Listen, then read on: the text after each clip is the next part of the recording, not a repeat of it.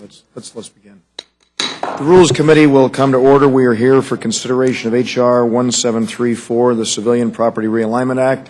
We're awaiting the sponsor of the measure, but we're scheduled to begin at 9:30. We're going to begin at 9:30, so please, we're at 9:30, 1.5. So we're happy to welcome a distinguished ranking member of the subcommittee jurisdiction and my good friend from the District of Columbia and my delegate, since I'm one of her constituents, and get her flyers in the mail. And I don't memorize them, but I do glance through them, I have to admit.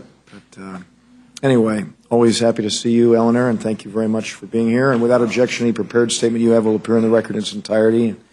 Apologize for my voice. We will look forward to your summary. Thank you, Mr. Chairman, and I forgive the junk mail. This is a bill on which the chairman and I have reached agreement. The Civilian Property Realignment Act takes as its model the defense BRAC, of which you are very familiar.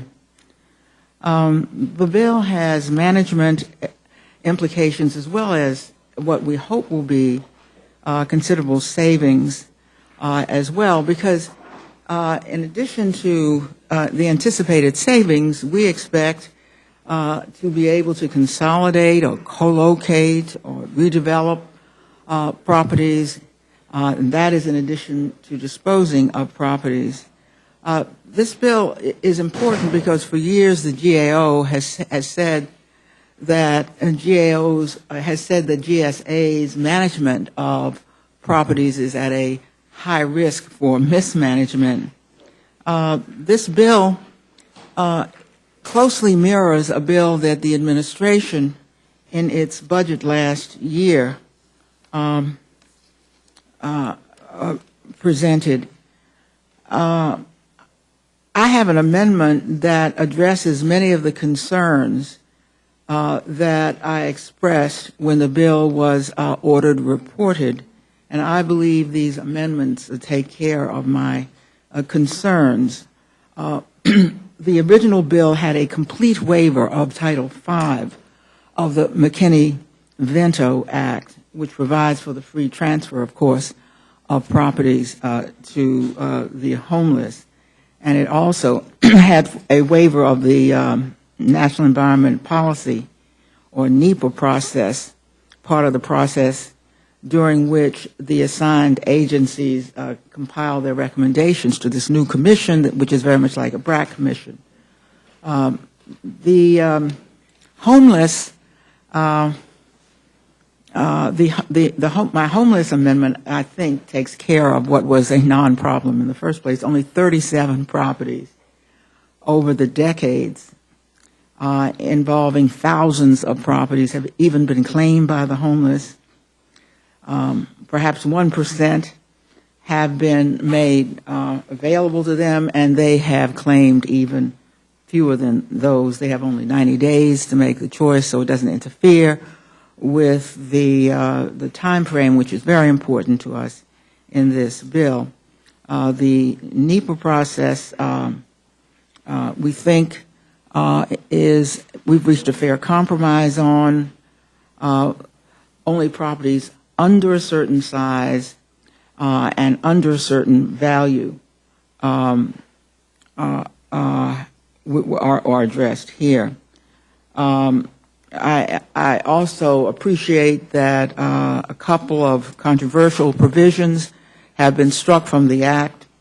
A provision that sold property slated for development or moved agencies out of government-owned space. With the acceptance of my amendments, I would support this bill. Thank you, Mr. Chairman. Thank you very much, Ms. Holmes-Norton, and we're happy to welcome the legislation. We're happy to see very bipartisanship here, and Chairman Bennett, without objection, prepared statement of the record in its entirety, and welcome your summary. Thank you, Mr. Chairman, members, and truly this has been a bipartisan effort. This was something I took on during my 8 years in the California State Senate, and realized very quickly when I was sworn into Congress that the federal government had just as big of a problem, if not even much worse than the state of California. So this has been a true bipartisan effort. I want to thank the ranking member for working with us on this.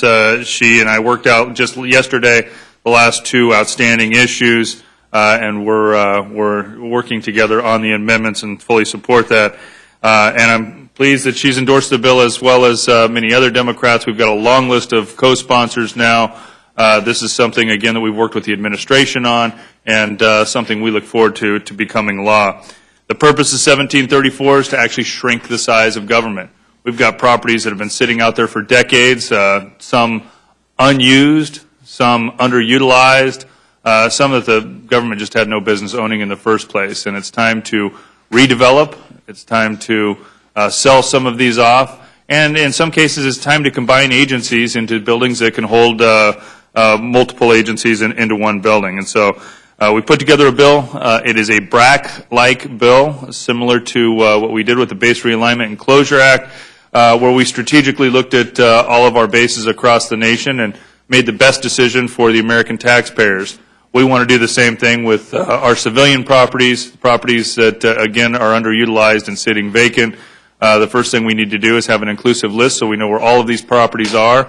We need to know the utilization rates so that we can make the determination where we can combine agencies. And well, we've got cases like the old post office right here in Washington, D.C., a property that the ranking member has pushed for years to have redeveloped, that it actually gets done, and it gets done in a timely manner. So in the case of the old post office, that saves $6.5 million annually that would just be wasted in ongoing maintenance and upkeep. Now we're actually going to have a new tenant in there that's going to redevelop it. And what a great thing for the American taxpayer to actually be able to go up into the clock tower and utilize a historic building. We can keep our historic buildings. We can keep them actually historic and usable, and at the same time create jobs. And that's what this bill is all about, is creating jobs. The old post office, just to use as an example again, once we start turning dirt on that, we're going to create 150 construction jobs. But the nice thing for Ms. Norton is it's going to be an ongoing 150 jobs of people that are going to be working there on a daily basis for many, many years to come. That can be replicated outside of the District of Columbia into all of our districts across the nation. It is a great opportunity to have Republicans and Democrats come together and just say, look, let's do things different. Let's do things better. Let's do things more efficient. And in this case, let's actually come up with one-time revenue without raising taxes. I mean, here's an opportunity to reduce our debt and actually do things much smarter. So, again, it's been a bipartisan effort. I am happy to this point today and look forward to. Thank you very much, Mr. Denham. We appreciate your coming and bringing a bipartisan spirit here as one of the new members of Congress, and we very much appreciate the goal. As I look at the bill, it authorizes $82 million for the establishment of the Civilian Property Realignment Act or Commission. And I guess, is there any rough number about the total amount of property, resources that we're contemplating addressing out there? I don't think that there really is a true number. That's part of the challenge right now, is that not all agencies keep that number, and certainly from a GSA perspective, they don't have a total overall number. We know that there's 14,000 properties right now that are underutilized that would be considered under this, but the number's much, much bigger. A number like that does not include like the Miami courthouse that's been sitting vacant, or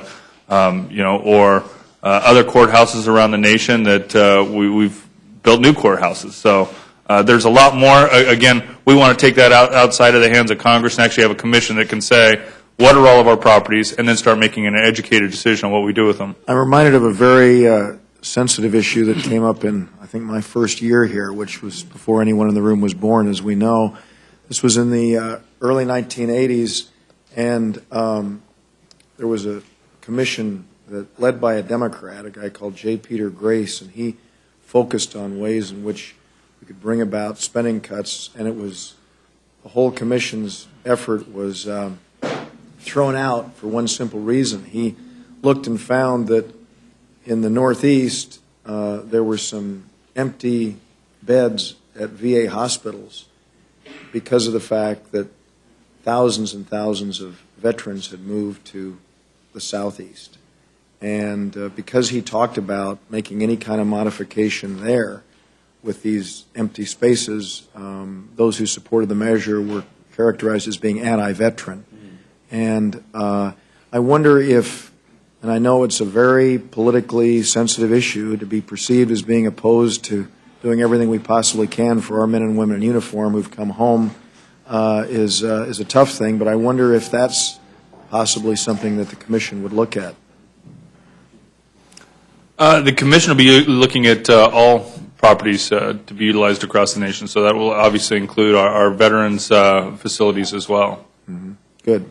Mr. Chairman, there's a lot of what we think is low-hanging fruit, but the truth be told, one of the reasons that the Commission will serve a purpose is that there will be, for the first time, some research done on what the properties of the United States government are, instead of these properties which are held, of course, by different agencies, and bringing that kind of expertise to bear with a commission that understands property, development, use, I think will and I hope will have the kind of sensitivity that you indicate, will keep us from either having dollar signs dancing in our heads without knowing what we're talking about, or making decisions as Congress might on a political basis. So that's why I'm seeking to get our arm around what this might consist of, and I hope that that'll be one of the and I think that's an important point, because we have not had anything like a civilian BRAC, and you see what happened with the BRAC, the last BRAC, where if you live, and I do not, in the Virginia suburbs, they did not take into account whether you could get there or not, and now they have a horrific problem because the Commission did not, in fact, take into account all that should be considered when you are deciding to move property or sell property. Well, let me just say that I'm very, very gratified that this is being addressed in a bipartisan way. The Democrats and Republicans alike have come together to address what obviously is a waste, fraud, and abuse. It's a spending issue. It shows a bipartisan desire to try and reduce the size and scope and reach of government. And I think it's just the fact that we're here is worth celebrating. So thank you very much. Mr. Sessions. Mr. Chairman, thank you very much, and hearty welcome to both of you this morning for taking time to come to the Bipartisan Rules Committee. The chance for you to be here today is pushing a bill which mine wasn't even close to being as good as yours some 10 and 12 years ago, but I worked with the head of the GSA, Perry, way back when, and I worked on a bill that was very much like this.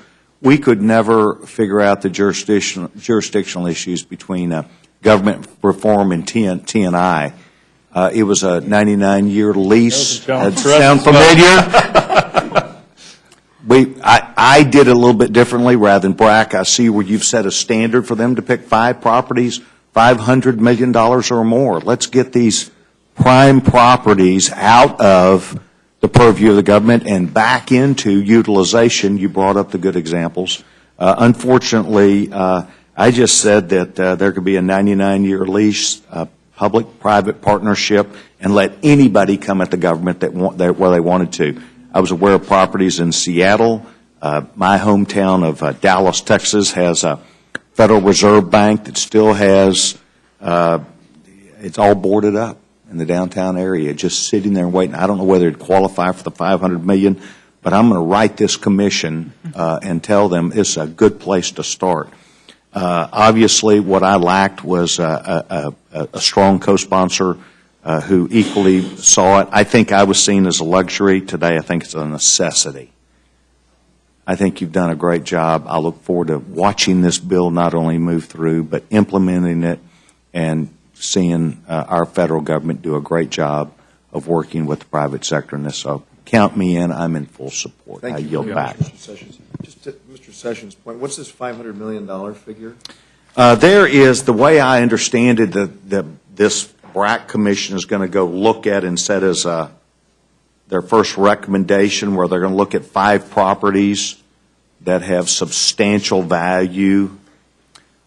Jeff, you would know. We want the Mr. lowest Chairman. hanging fruit. Obviously, we're trying to get the biggest bang for our buck up front. The president set a number of, he felt that he could get $15 billion over 3 years out of this. I actually think the number could be much, much higher than that, but we wanted to at least set a bar so that they have, you know, we have literally hundreds of thousands of properties across the nation, and so we want them to be very strategic as they start off and just move some of the things we have to move. I think what I was in reference to is a goal of legislation. I cannot tell you a whole lot more than that, but they're going to pick high-value properties, which the commission doesn't want to deal with small things. They want to deal with high things. Now, I think it's a good part of the legislation. Something in Dallas is considered a high-value property? You know, Mr. Chairman, I'm certainly nothing compared to Los Angeles, California. I yield back. Mr. McCollum. I just want to thank you very much. I have no questions. Ms. Fox. Thank you very much, Mr. Chairman. I want to echo what my colleague from Dallas has said about the importance of what you're doing. I think the American people would be heartened to know that we are paying attention to the waste that goes on in the federal government through the non-use and inappropriate use of lots of With the gentlewoman properties. yield, it looks as if we have a little interruption in the room. I wonder if you might just introduce your friends who are here. Thank you, Mr. Chairman. I appreciate the opportunity. I'd like to introduce Dr. Fortunato from Winston-Salem and his 3 sons who are with him, Jack, Mark, and Tim. This is a birthday present to Mark. Mark, you want to stand up? They're visiting Washington, D.C., and they're here today to visit the Capitol. And Well, happy birthday, Mark. We're very, very, very pleased that you're here with your 2 brothers, and please don't be unruly. I mean, you seem to be reasonably well behaved, but we're very impressed, Doctor. Science Committee, sir. They promised their wife and mother that they wouldn't cause an incident while they were here, they good. said. So that's Good, great. good. Thank you. Thank But anyway, I want to commend you all for doing this because I, like Mr. Sessions, unlike Mr. Sessions, didn't have a chance to work on this, but am very, very much in favor of it. And I, again, think we need to show that we can work together on issues, and I don't think anybody here wants to see waste on either side of the aisle. Nobody wants to see that. And so I think bringing forth this bill now is a really good thing to be doing. And I'd also like to see us do a lot more. I'd like to see us not be in possession of any piece of property that we don't absolutely have to be in possession of, and that we learn to utilize whatever property we have as well as we can possibly utilize it. So I commend you. We really have to start being very wise about the spending of taxpayer money. So thank you both. Thank you. Thank you. Mr. Hastings. Mr. Woodall. Thank you, Mr. Chairman, and I want to thank my freshman colleague for bringing a bill forward. Always makes me happy on the Rules Committee when we get to see some contributions that folks are able to make right off the bat, and I would hope Ms. Norton would agree that sometimes when you inject the wisdom of past Congresses with the enthusiasm of future Congresses, we can get a neat result. But tell me this, since you mentioned the old post office, and I too get Ms. Norton's flyers in my mailbox, and I love the old post office. Just love it. I tell folks whenever they come to town, don't wait in line at the Washington Monument. Enjoy the Washington Monument from below, but go up to the top of the old post office to see the city from above. Isn't that a Park Service run property today? Or am I mistaken about that? That's another GSA property. It is the quintessential property that's an iconic property. Its value, it could not even be valued. It is so priceless. And it stood there for years and years and years, and now GSA has finally moved forward. And we're very pleased in part because this committee kept on them. I actually had to put a bill in when they could have done this without a bill. But if you wanted a symbol of what we're trying to do here today, it would be the old post office name. If you love it now, you're going to really love it when you see the kinds of things they're going to try to do with it.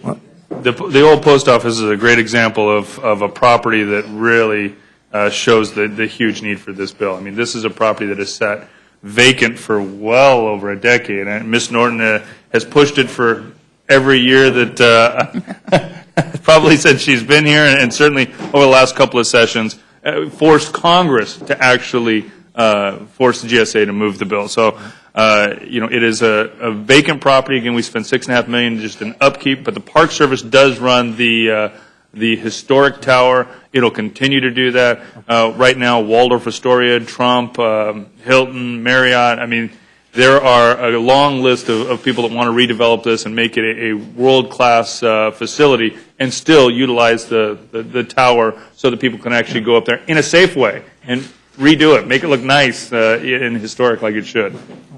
Well, there are so many times that folks say if you spend a little today, you can save a lot tomorrow. I'm generally skeptical of those promises, but it looks like you all have laid out exactly that commitment today, and I thank the gentleman from California for it. Thank you. Thank you, Mr. Chairman.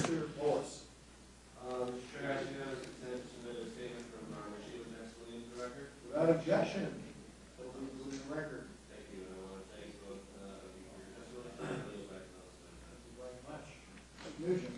I just want to thank, once again, our freshmen that brought great legislation forward. But, Ms. Norton, really do appreciate your working on this. Obviously, it's a plus for D.C. In regards to a historic building and getting it back on, hopefully, the tax rolls and helps everybody out and creates more business. So thank both of you. Really do. Mr. Scott. Echoing the words of Mr. McGovern. I can't believe it.